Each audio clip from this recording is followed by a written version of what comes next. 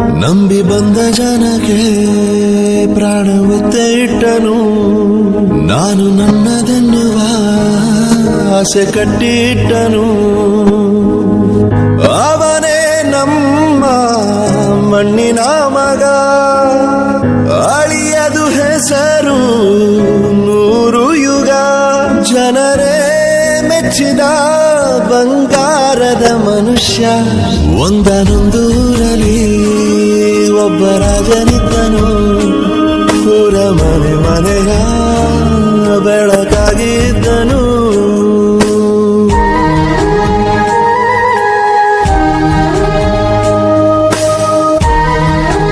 ಇವ್ರ ಬಗ್ಗೆ ಕೇಳೋದಕ್ಕೂ ಒಂದು ಯೋಗ್ಯತೆ. ಸಂಬಂಧಿಗಳು ಮೈ ಫುಟ್.